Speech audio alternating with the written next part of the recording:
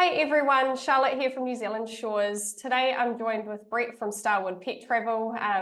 They are the specialists in migrating pets. We do the human side of it, and we've recently partnered with them to be able to recommend all our clients to use their services when they've got little furry family members to migrate. So Brett, do you want to give us a bit of a rundown on who is Starwood Pet Travel, and I guess the most important question, what do you do and where do you move pets from?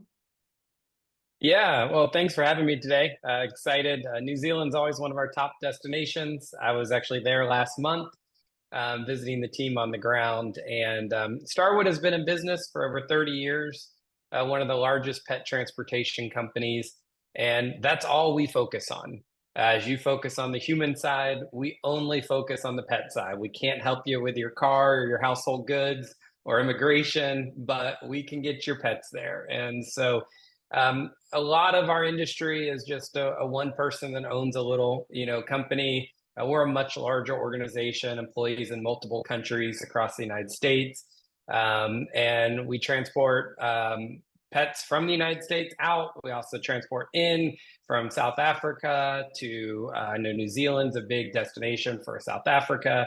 Do a lot in Europe, all over the globe, and so pets are kind of moving everywhere with us. There's not a day that goes by that there's not multiple of our pets in the air flying somewhere. And so I just looked up and we have, I think, over 5 in quarantine right now in New Zealand. So it's definitely a great industry, but it's one of those things we see time and time again, how stressful it is on people. And so we love helping them through that process.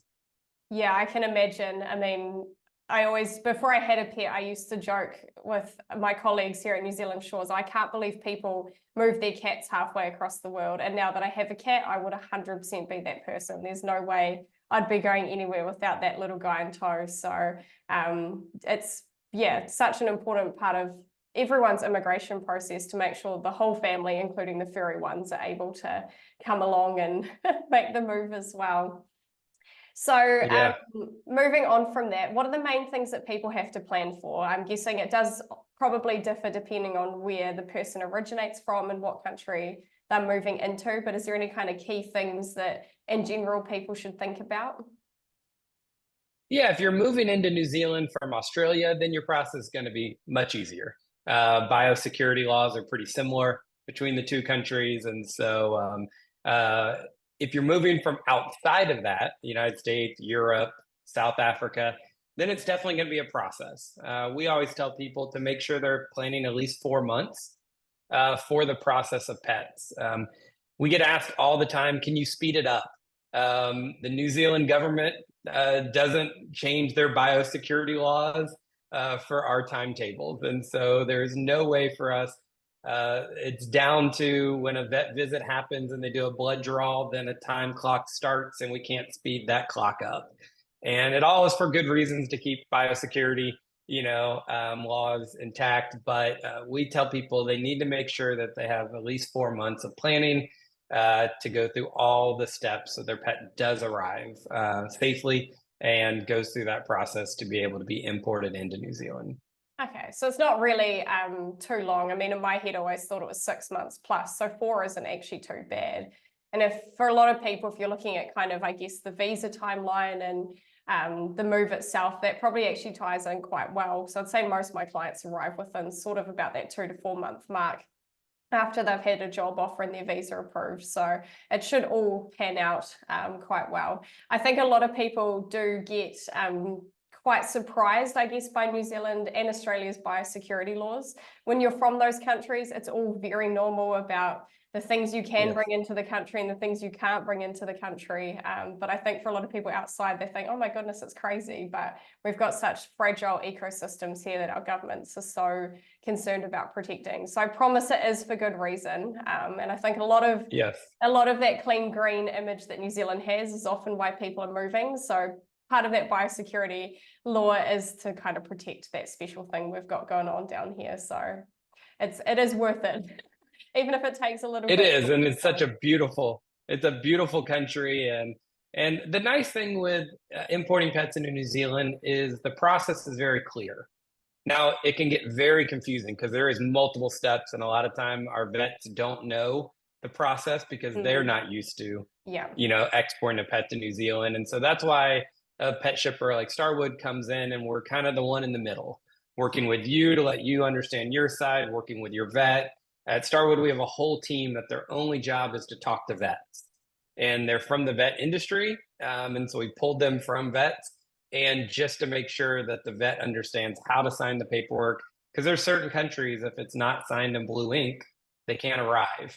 And Wow. so, our team works really hard with, and we have 100% success rate that we've never have an issue with documents or anything that holds up a pet's importation into the country. Awesome. So it sounds like you guys are a pretty valuable part of that process.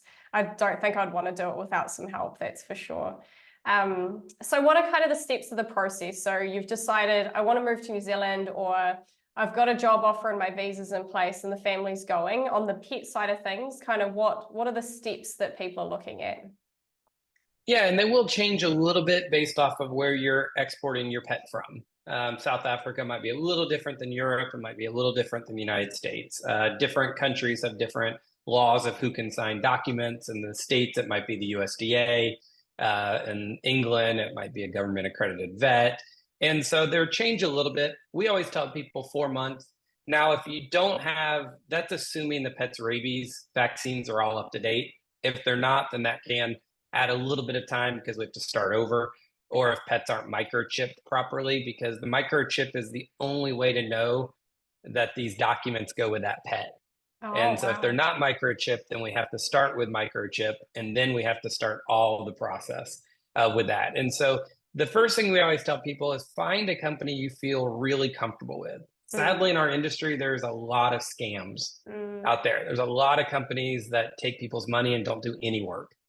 And so we tell people find that company you feel very comfortable with. We only accept credit cards at our company purely to protect the consumer. Because if we stop doing your work, you could report it and get your money back. But there, we get calls every single day from people that's like, I paid a deposit with this company and they never did anything. And that just starts the timeline over at that point when they do that. And so we really work hard to help people understand that you want to find that company you feel good with. And then our first process is to see what your timeline is going to be and establish that timeline and let you know the full price of what it's going to cost. New Zealand has quarantine and there's no way around. And we don't like to hide any of those prices. So we let people know from the very beginning what is the total price. So we tell people make sure you're talking to a company and you ask those questions like, are there any fees that are on me? Is this everything that's going to take to require? And then I think that's when the fun begins of getting all your paperwork together and getting the flight plans. So how long do pets often quarantine for? Because that is actually something I get asked all the time. Yeah, the great thing in New Zealand is quarantine is privatized, which is one of the differences between Australia and New Zealand, where in Australia, all pets go into Melbourne and are quarantined at their facility, government run facility. And New Zealand, we have the opportunity to go to private quarantine facilities, three on the North Island, one on the South Island that we're able to use. The nice thing with that is we get a little bit more flexibility with them, can get updates a little bit better. We kind of know the people on that side. It can make recommendations if you want your dog to be running outside. Quarantine usually lasts 10 days. Okay. The government vet comes in usually day one and verifies the pet's paperwork is all correct and make sure that there's no issue with the pet.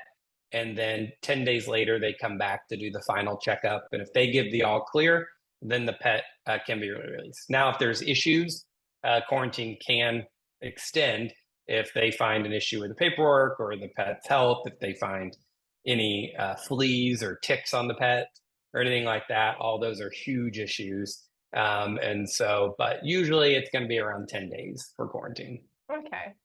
So I'm guessing obviously Auckland and Christchurch. What are the other two places in the North Island where pets quarantine?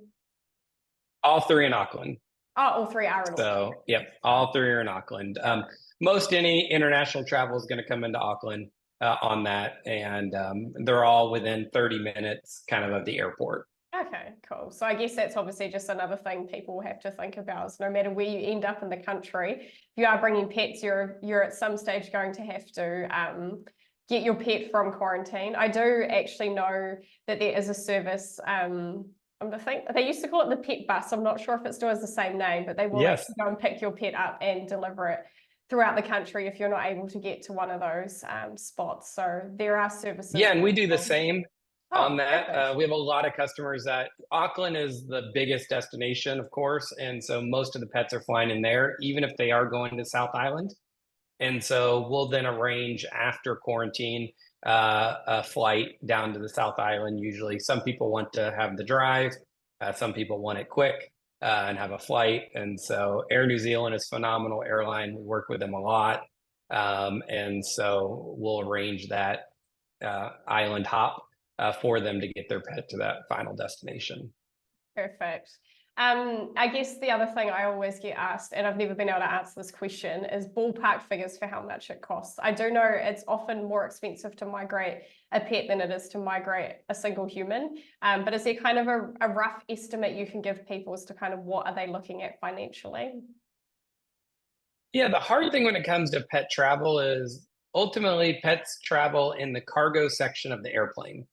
And the cargo section of the airplane is the same as where we sit passenger. It's the same temperature, same pressurization. So there's no difference there. Mm-hmm. But on the passenger side, like we're charged for a seat. And so there's a cost for the seat. Down in cargo, they do it by size. So how much room is that pet taking up in cargo? And so they've taken the whole size of cargo and said, okay, your pet's taking up this.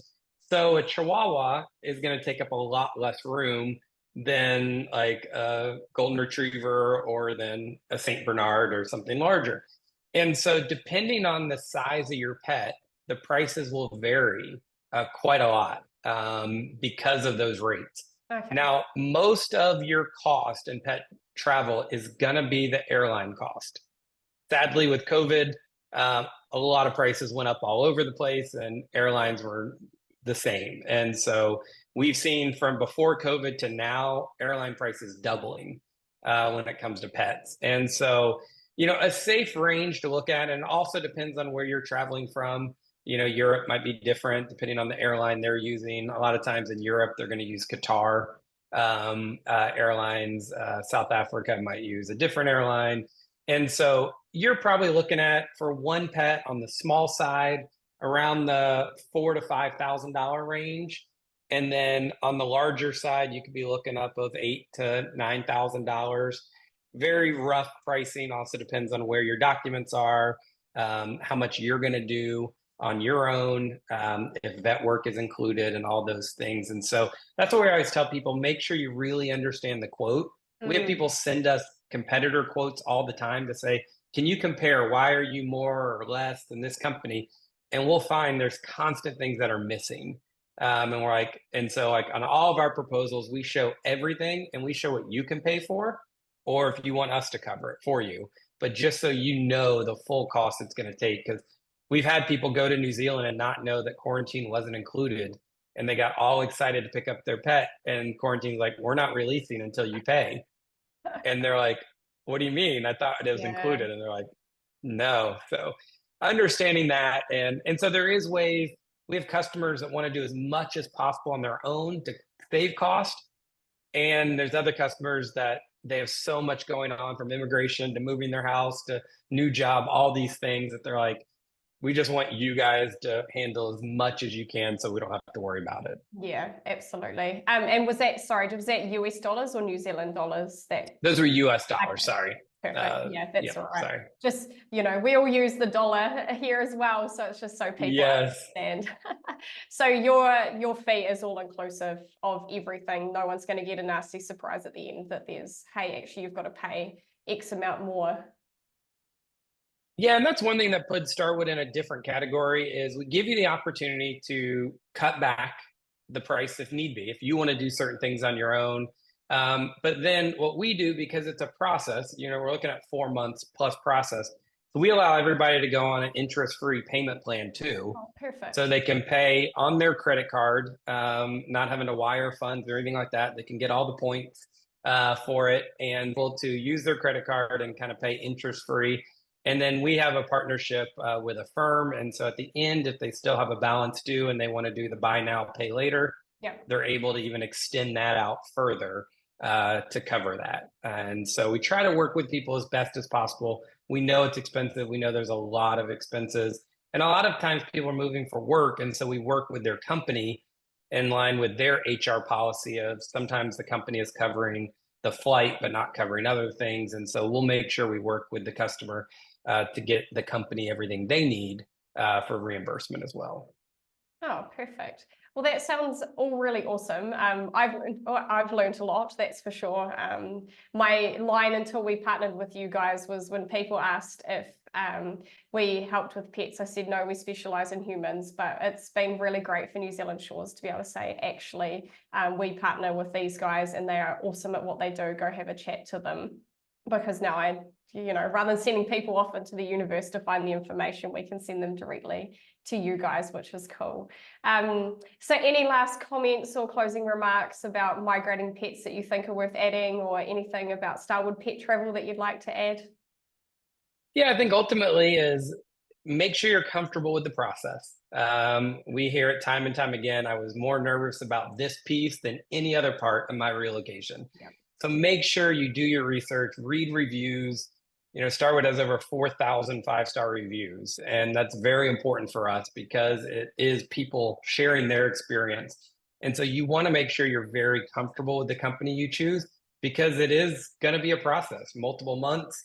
And you want to make sure that you feel that they're accessible. And so once you know that process, then let the experts kind of run it, just like we love referring people over to you guys as well to ask us.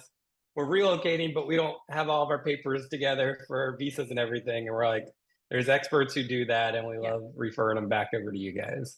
Awesome. Oh, thanks heaps, Brett. This is going to be really valuable for people who are looking to start the process and are just wanting a little bit of information. So we really appreciate your time today. Thanks so much. I appreciate yours as well. All right. Awesome. Thanks, everyone. Well, that's it for us today. Absolutely, please do get in touch with Brett at Starwood if you've got any questions. We'll drop some information in the blurb below. And again, if you are starting your migration process and you want some information on that side, please don't hesitate to reach out to New Zealand Shores.